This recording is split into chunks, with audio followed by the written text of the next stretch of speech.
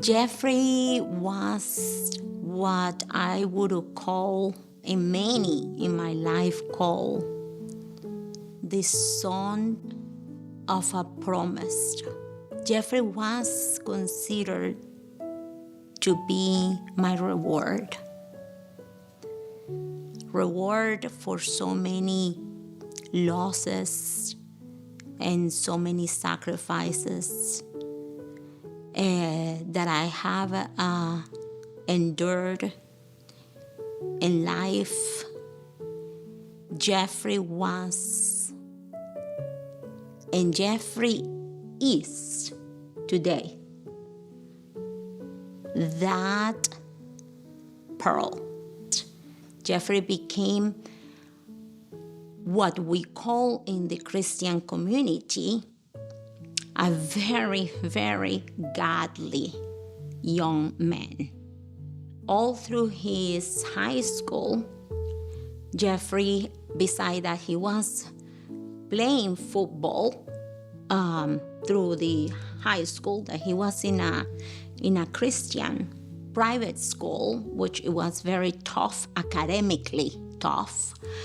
He was playing football, which make it harder because you needed to have certain grades to be always able to be playing football every year. And practices were very, very tough and demanded a lot of him. And he needed also to study.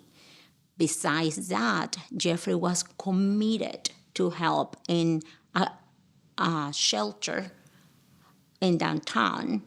And Jeffrey helped in that downtown shelter for all the 4 years of high school. He did not like to lie to anyone. He was very truthful in everything he did. He was very honorable. He had a lot of integrity. His word was his greatest presentation card. A servant heart. He had a servant heart. And that was Jeffrey all the way. He didn't see people ever for what they have, where they live, what clothes they wear. Jeffrey saw people for who they were inside of them. And on that, he was strong. George was the man that he really admired and wanted to be like. He admired how he worked so hard for us, his integrity, his values, his character. And when he wanted to know about something in depth, political matter, social matter, biblical matter, because my husband studied theology, and he always sat with George and asked him to talk to him about those issues, and they did. They could talk sometimes for a long time about all those issues. Jeffrey, like all human beings, wasn't perfect. But when he got to college, he found out that community college was a place where the values that he held were not the values that were neither being taught by the professors, but all the contrary. Pretty much America was the evil. And everything was in reverse of what his standards and views were about. And Jeffrey didn't like that. Jeffrey was not a person that looked to fight or to confront. Jeffrey was a peacemaker. However, Jeffrey was passionate about truth. and passionate about life. And so when he had to write an essay or an opportunity to speak in class, he was going to speak loud, clear, and with an incredible intelligence about all those moral, social issues and points of view that at the end, being a white American male with very, very conservative and Christian traditional views in the society that we are living right now is quite a problem.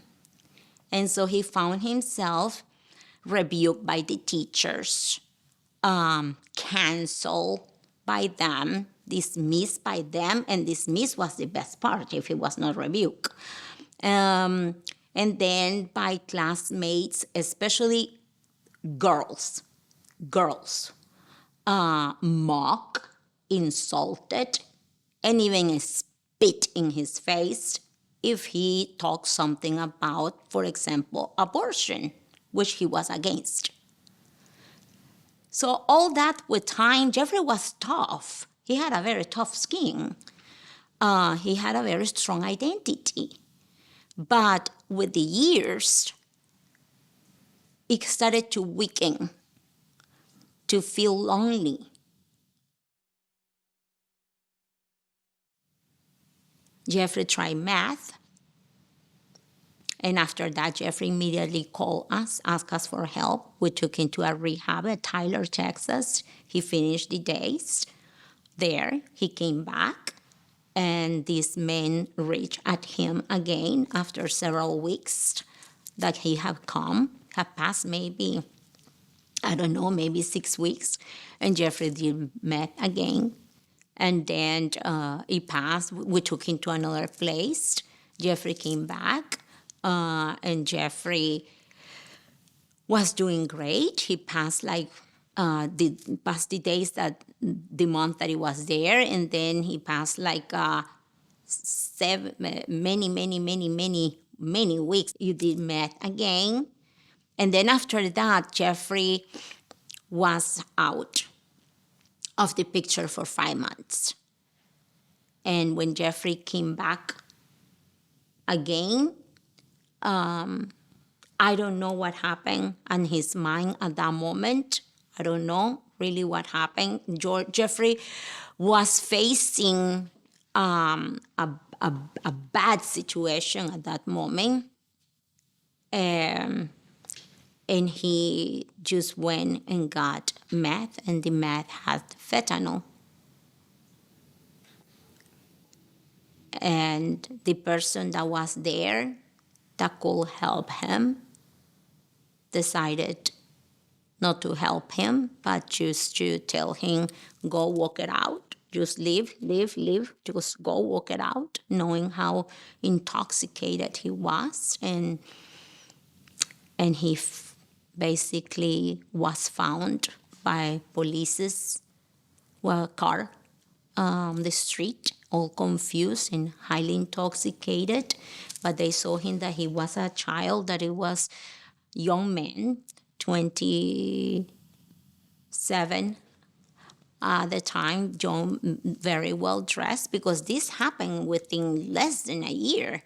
Well dressed, and they decided to help him. They called me, and then the last time I heard, they told me they were gonna call me back. They were gonna see how they could help him. But last time I heard, almost an hour later, was from the ER hospital, from Methodist Hospital, that we needed to be there immediately because Jeffrey was there, and more likely he was not going to make it because he died in the ambulance and it was very, very, very, very hard for them to bring him back. And at that point, they didn't think that he was going to make it. They were able to revive him, and immediately they moved him to ICU. In ICU, where we were for 5 weeks. We can tell the story so quick, but every second was a day for us. And every minute mattered for everything that we were doing for Jeffrey to live. But in those 5 weeks, most of the time, Jeffrey had 22 machines in the room doing all the work that needed to be done for him.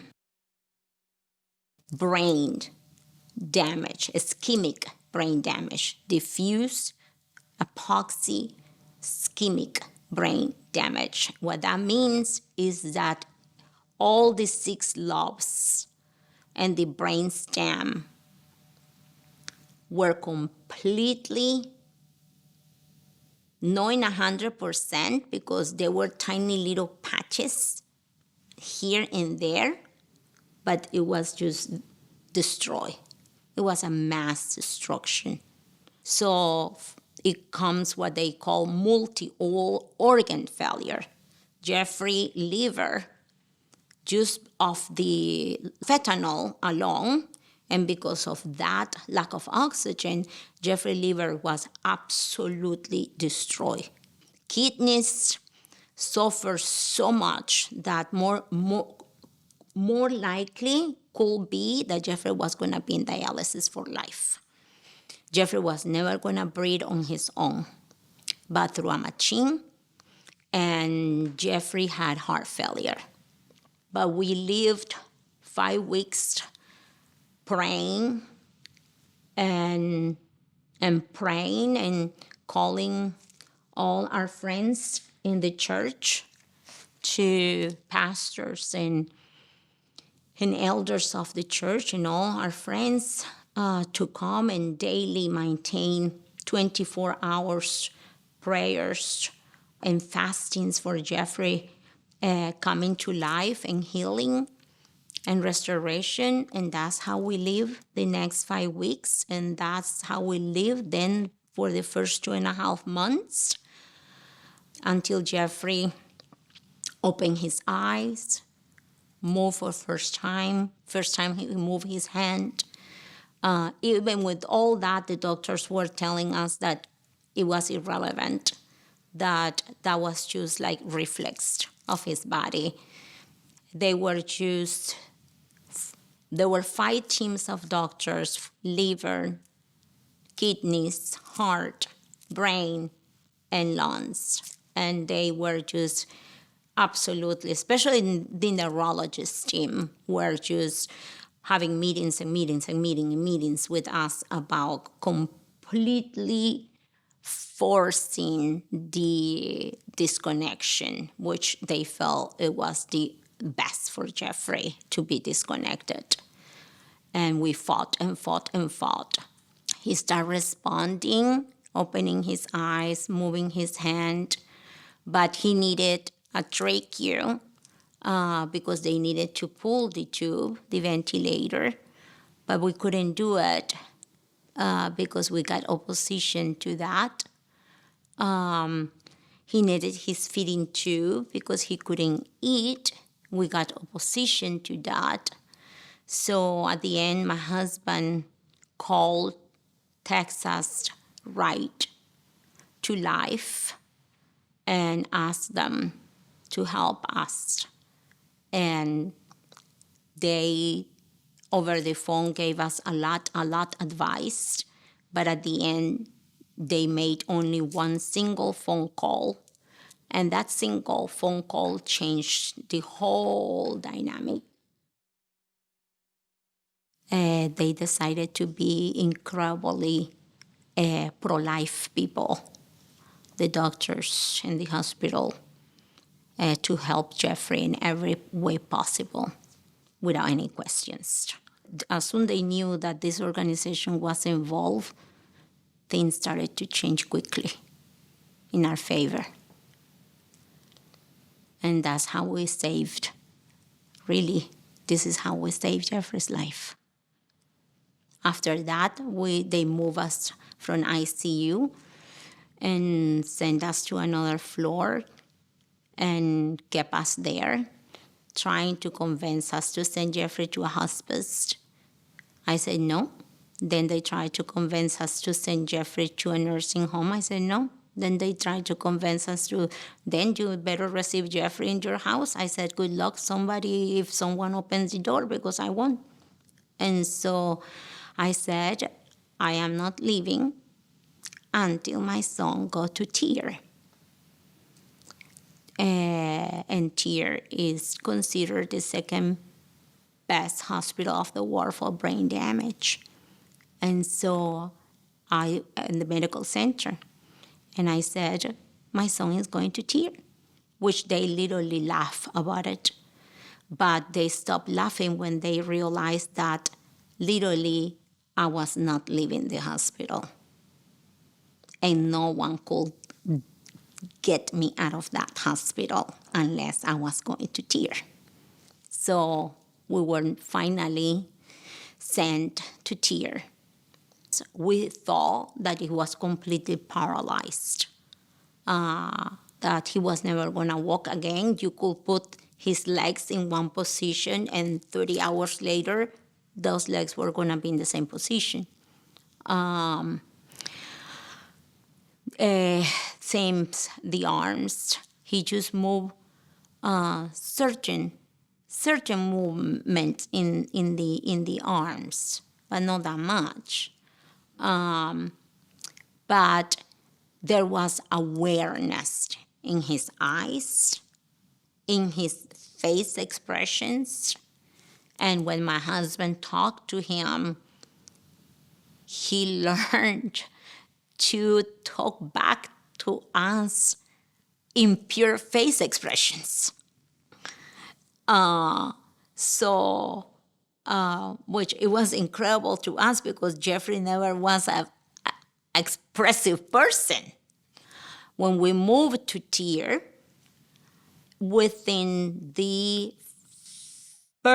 at the end of the first week of TIER, they put Jeffrey in what they have, the vector machine. That is a machine that basically they put you like if you are in a parachute type of vest.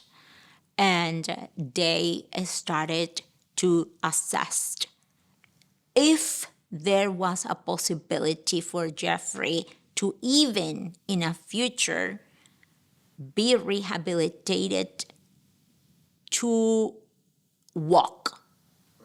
Right now, in the past 90 days, Jeffrey has responded so well to the therapy that Jeffrey now can stand up to 30 minutes, holding his entire weight over his legs.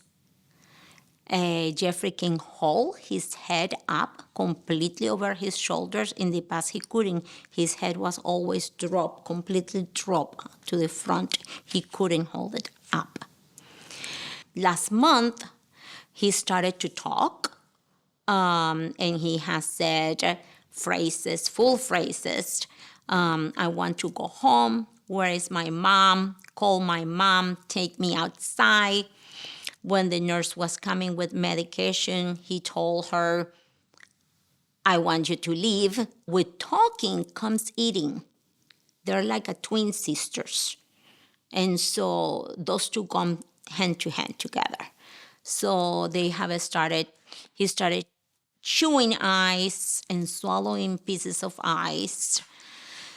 They're working a lot in his hands right now in the coordination of his arms.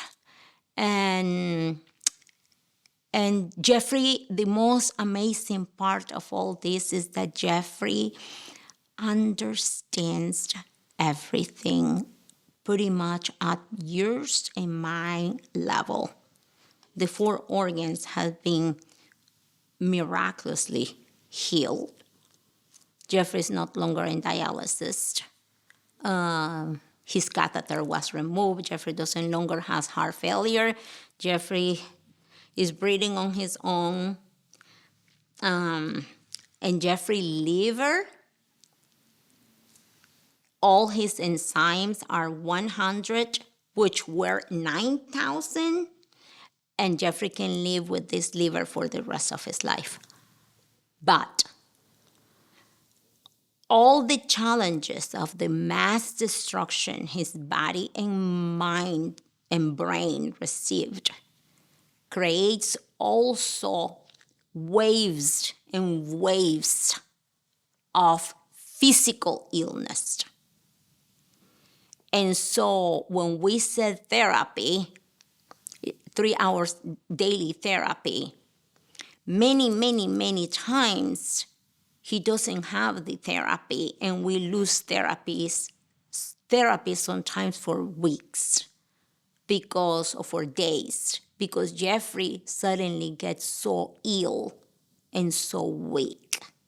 Jeffrey's still not walking, Jeffrey's still not eating, Jeffrey's still not talking, Jeffrey's still not moving his arms or using his hands in any way that will sustain him. Jeffrey needs 24/7 full care up to this moment. Now, we feel, and the therapists feel, that at where Jeffrey is right now is almost at a breakthrough for in the future Jeffrey be able to lose the voice and to start talking more fluently and with more therapy to walk. And they're working a lot in his right hand to use his right hand. But that is out there to be accomplished. That's why after TEAR, we're gonna go to another place for many months to be there for therapy as well. So just along in hospitals and in therapists, I will be with Jeffrey a full year at the end of all this before we go home. Fentanyl today, crack before. Yes, today is awful. What is happening is awful. It's terrorism. It's terrorism. If I were to be a president, I would say that this nation is facing a war in terrorism.